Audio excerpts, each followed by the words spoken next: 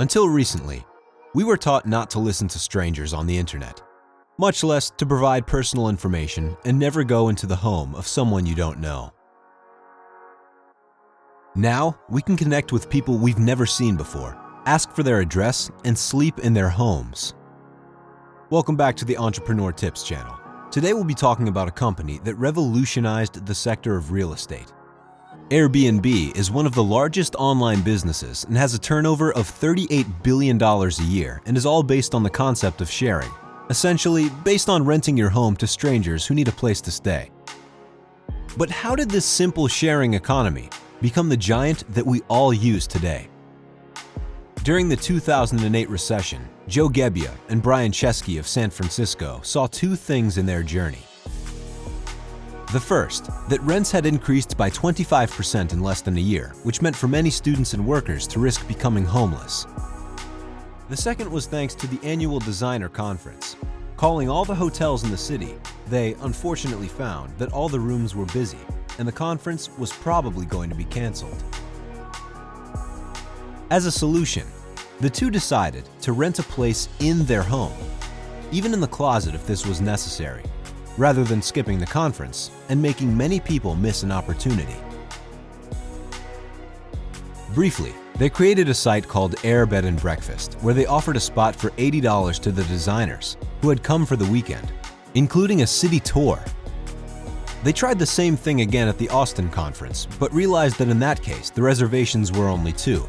Therefore, they realized that the business should not be limited to a sofa to have a conference at, but that it needed to be expanded. Why not use it for travel and tourism? In 2008 was the election of President Barack Obama. The event was global in scope, so much that Washington was expecting the arrival of more than 100,000 visitors, but the rooms available, counting all the hotels, amounted to 30,000.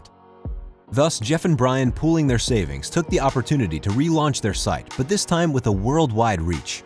In less than 4 weeks, they went from 0 bookings to 800,000. They were now convinced that they had a brilliant idea at hand. But no investors seemed to want to invest in their project. At this point, they were forced to come up with an idea to self-finance their project. Realizing it was an excellent move to exploit the political climate of the elections, they decided to create customized Pop-Tart cereal boxes. These represented the cartoon versions of the two candidates, Obama and John McCain. They had a limited budget, so they only produced 1,000 boxes to give to local retailers. Exactly for this reason, they thought of another brilliant idea. That is to number the boxes and sell them as a limited edition for the elections.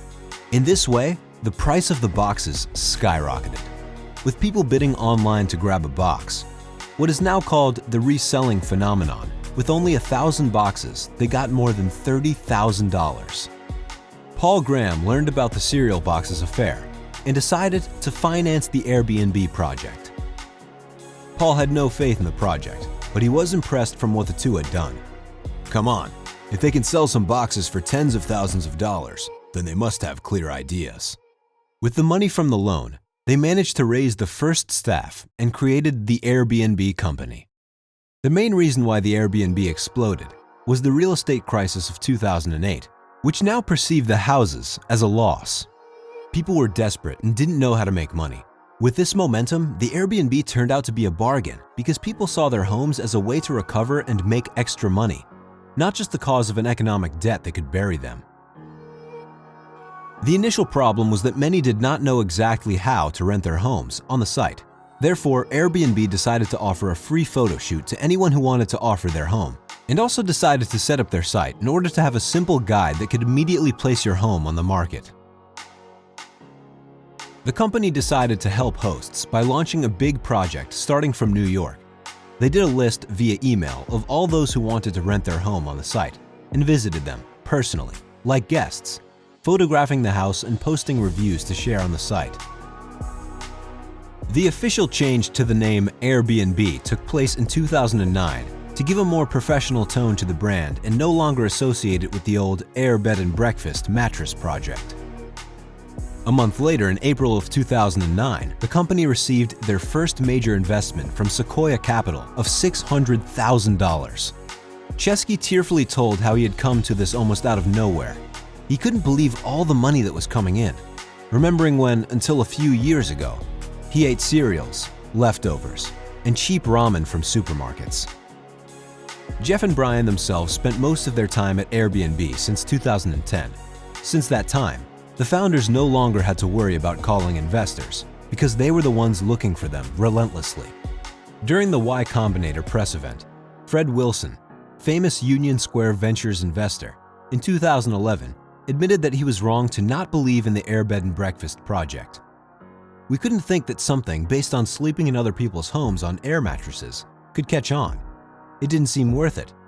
Well, we had to change our minds given the company's performance," Wilson said at the press event. In 2011, 4 years after the start of the project, Airbnb also landed as an app and established itself as a worldwide company. The latter also won the SWSW award at the festival as the best application of the year.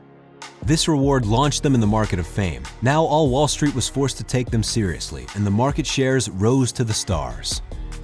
The same year, some VCS computer companies in Silicon Valley invested $112 million in the startup.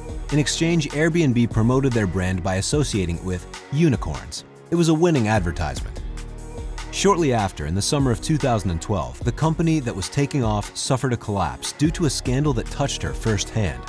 One of the houses was rented in poor condition, dirty and full of garbage, totally different from the photos. It was not the only home. Many of these cases began to go online and go viral on Twitter. Since then, the company has developed an insurance policy for all guests, the Host Guarantee. This would have covered material and image damage if the house was ruined or left in not suitable conditions. The new market also clashed with the laws of many countries, which did not look favorably on online rentals, launching several charges of evasion, which ended up in a precept. Especially, one of the problems was the one for which a renter could put their house on the site and book it. But in some cases, it happened that the house didn't exist or was already rented, consisting in a real scam that affected many of the users. After the legal battles, however, the company redesigned the logo and website in 2014, implementing more security checks. Many American governors and real estate entrepreneurs were not happy with the short-term rentals created by Airbnb, which was destroying the physical housing market. In San Francisco in 2014, was even forbidden to rent houses for less than 30 days so as to fight against the company. The company decided to help the cities and create a more compact community between real estate, tourism, and the online world. Under the motto "Belong Anywhere," the company took charge of paying the taxes of the hotels and houses in rent, and invested in tourism by promoting discounts and more bookings for those who decided to come to a city by staying in one of the Airbnb spaces. Last year, the company made more than $70 million with more than 1 million reservations and homes bookable in 89 countries, including the evocative Fiji Island huts, tree houses in American woods, and English castles. Today, anyone is more inclined to book an Airbnb than a hotel, especially in new cities to discover. Since then, it can be said without a doubt that Jeff and Brian have definitely changed the world of real estate and the world of online marketing. The video ends here. Subscribe, leave a like, and tell us your opinion with a comment. Thanks for watching. See you in the next video.